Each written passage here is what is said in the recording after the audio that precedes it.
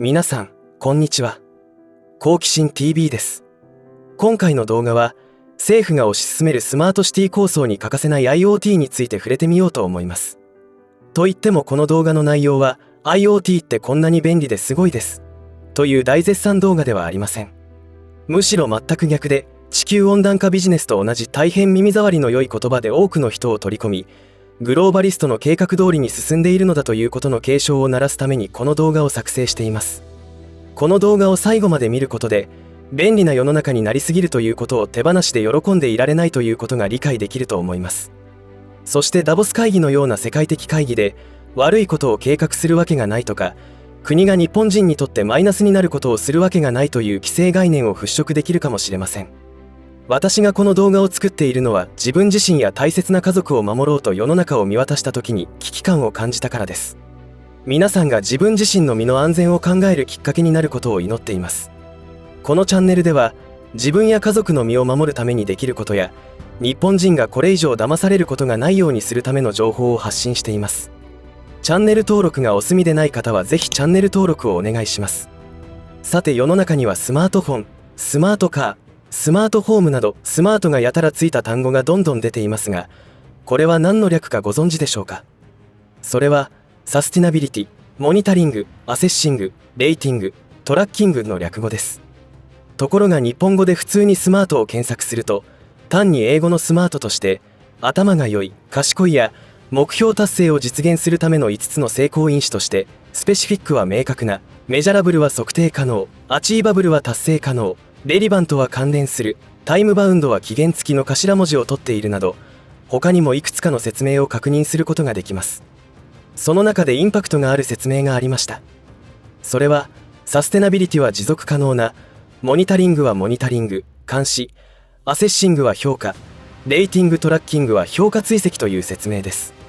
何がインパクトがあるのかと申しますと、もし我々が対象であった場合には、我々が持続、継続的に監視され、評価され、行動を評価されるということになりませんでしょうか。それらを実現する技術としてあるのが IoT という技術です。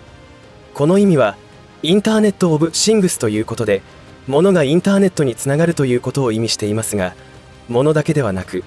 人間にも ID 番号などが振られつながるということを忘れてはなりません。IoT 関連の情報を見ますと、確かにすごく便利で効率の良い社会が実現はできそうです。わかりやすい例で言えば、一般道路の交通渋滞を考えたときに、各社から発信される位置情報を AI が分析して、最適な信号切り替えのタイミングを調整できれば、もしかしたら渋滞はかなり少なくなるかもしれません。また、飲料水の自動販売機の補充を行うときに、複数台ある自動販売機のうちどの販売機に何を補充すればいいか分かれば無駄がないどころか、従業員1人が管理できる自動販売機の数が圧倒的に増えると思います。このことはすでに会社から出発する際に把握できるのだからすごいことです。これはすでに実用化されていることですが、インターネット技術がなかった時代から見ればまるで SF 映画の世界ですね。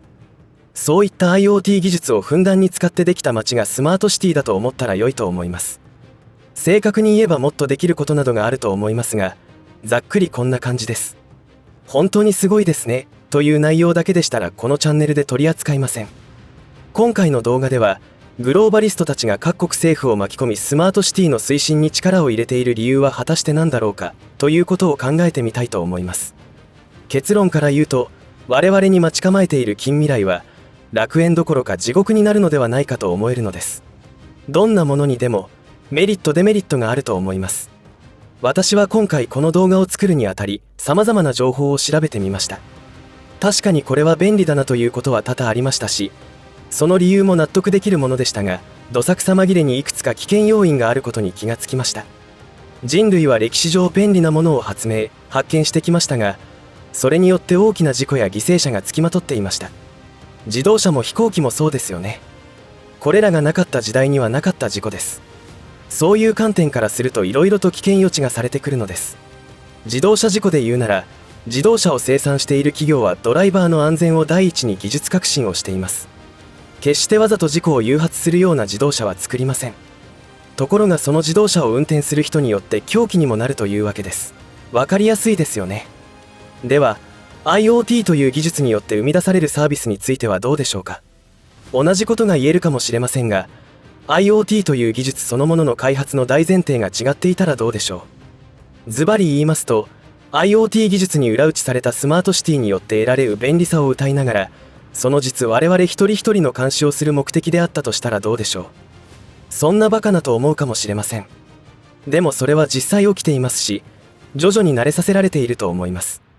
だからこのチャンネルでも常に言っている中国ウォッチが必要になるわけです。この IoT 技術の最先端を言っているのが中国です。今回のゼロコロナ政策の時にその効果と恐ろしさを同時に知ることができました。中国では流行り病の検査結果が携帯電話の専用アプリに記録されており、24時間以内の陰性証明がなければ電車も乗れない、買い物もできないということが起きましたし、そんなことができてしまうのです。そして政府への誹謗中傷を SNS から発信した場合、数分で警察が駆けつけ逮捕されます。もちろん監視カメラの精度も上がっていまして、顔認証どころか歩き方や姿勢などの特徴をデータベース化されており、人物を特定することができます。マスクで顔を覆っていてもダメということです。先ほどの例で言ったこの IoT という技術によって、実は何を狙っているのかということ次第で、すごい技術も我々の身に起きる支配のツールになる可能性があるということです。平和ボケしている状態ですと、考えすぎではということになるのでしょうが、海外の情報、中国ウォッチをしている人からすると、IoT などは個人的には絶対導入しないということになります。今や携帯電話のアプリがハッキングされて、預金口座からごっそりと預金を盗まれるという時代です。極論すれば携帯電話など持っていなければ被害の可能性はゼロですよね。しかし、携帯電話はもはや財布よりも大事だと言われる時代ですから、それは無理でしょう。お金の話になったのでついでにお話ししておくと、中国ではスマホ決済がかなり高い率で普及しています。これは偽札が多いという中国ならではの事情もあるのですが、物乞いしている老人まで QR 決済でお金を受け取っています。そんな彼らのリスクは、中国政府によって預金口座があっという間に凍結されるということです。これもすでに起きています。凍結された人にとっては何の罪もないのにです。ここでIoT でできることを大変わかりやすく説明しているブログがありましたので、引用させていただきながら独断と偏見で解説させていただきます。私の知見不足でその可能性を見落としている場合、ぜひコメント欄にてご指摘ください。物の動きを検知するということで、温度、湿度の記録については丸、運行状況を把握する、これはすでに導入されていると思いますが丸、照明の管理も丸、人感センサーで人を見守るというのも丸、次に物同士の通信を可能にするというのは丸でしょう。最後に物の状態を知るということですが、ペットの健康状態を知るというのは特に問題なさそうですが、エアコンや玄関、照明を携帯電話を使って操作できることのメリットには疑問が出ます。特に玄関などは携帯電話がハッキングされたら簡単に侵入できるということになりますし、留守であるという情報も垂れ流しになるのではないでしょうか。これは現時点でも位置情報を垂れ流すことになる設定をしていたら同じことになりますけどね。こういった便利さを手に入れたら今度はセキュリティにコストがかかることになるのと、あまり電気があることを前提とした環境は、停電や災害時などの非常時に対して生活基盤が脆いことになると思います。そしてこのスマートシティ構想の中にはマイナンバーによる医療データの共有も含まれてきます。そういったデータの一元化によって得られるメリットもあることでしょう。ところがです。先ほど言ったようなリスクも考えなくてはいけません。これも中国で起きていることを考えると、あの政府は国民一人一人の血液データを集めています。自国民だけでなく他国のものまでです。もちろん日本のデータも狙われていますし、すでに盗まれているかもしれません。それは我が国のデジタル庁のトップは、マイナンバーカードの普及に中国製アプリである TikTok を使って宣伝してしまうほどの能力のなさですから、十分ありえます。ちなみに TikTok については、Wikipedia をご覧いただければ通り一辺倒の説明から、不正アクセス絡みの事件までその一部が確認でき、アメリカなどでは政府関係者の端末では使用禁止にしていたり、アプリ自体を使わない方向に動いています。しかし、日本は親中派議員が多いためか手ぬるい対応です。こういった状況も国民が実態を知ることになれば正統派議員の後押しとなって頑張れると思います。だから知ることから始めなければならないと思うわけです。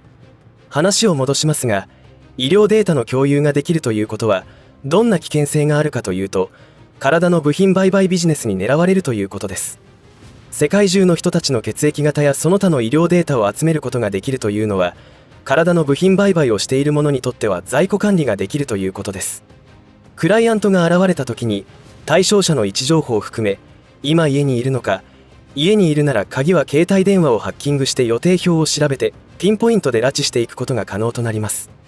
これらのことは可能性の話ではなくて現実行われていることですから受け入れないといけません。テレビ、新聞でそんなこと報道するわけがありません。政府の方針に合わないからです。